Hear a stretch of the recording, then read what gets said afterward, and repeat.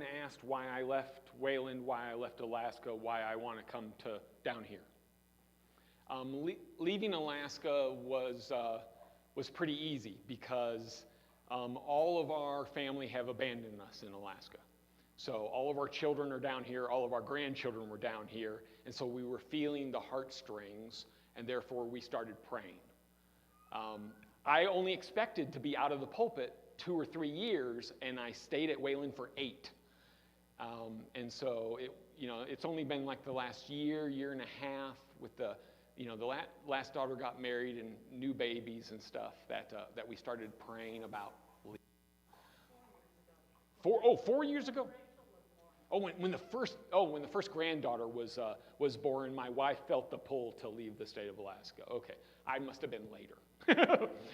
We'll blame that on male numbness or something. Ministry at Wayland was going great, but we were looking to leave. And so over the summer is when we started aggressively looking to leave, to provide an opportunity.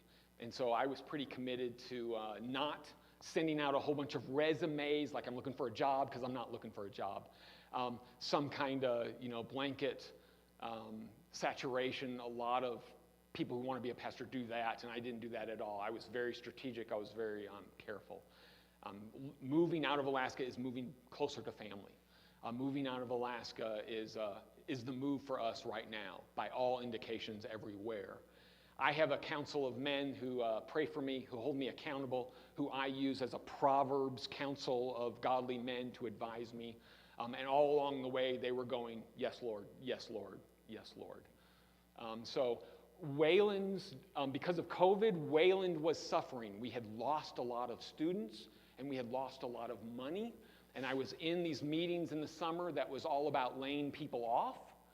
And I'm in the meetings, we have to lay people off because we're down $3 million. And in those meetings, I said, if we have to lay people off, put my name on the list. I want to be the first person laid off. I don't want to work here anyway. The Lord will take care of me. And in a turn of horrible events, the result was that the meeting declared that I was indispensable.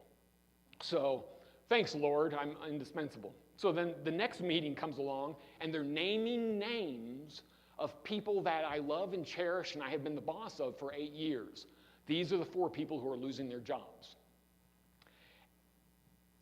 And I couldn't do it. One of them that was losing their job was a widow, childless woman who was working in order to pay her mortgage, and 2 months after losing her job, she would be homeless.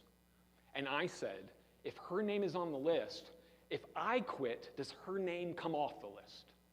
And the answer was no.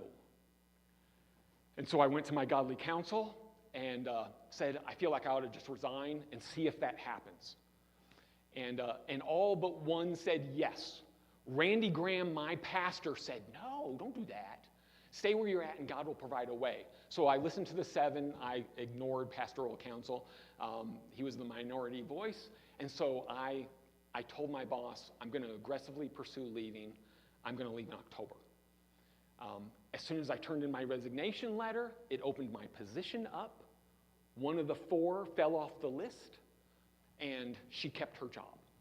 So it kind of all worked out. I fell on the sword. I took the bullet for the team. I wanted her to have her job. It all kind of worked out. So I am homeless and I am unemployed because we put our house on the market because my job paid for the house, which is why we're in Washington staying with my daughter Sarah and playing with little Micah. We have a closing time for our house. Our closing date is December 22nd, and we have spent quite a bit of time this week talking to Heather Smith, the realtor, the Baptist realtor from Mountain View. Yeah. Did that answer that? Did I?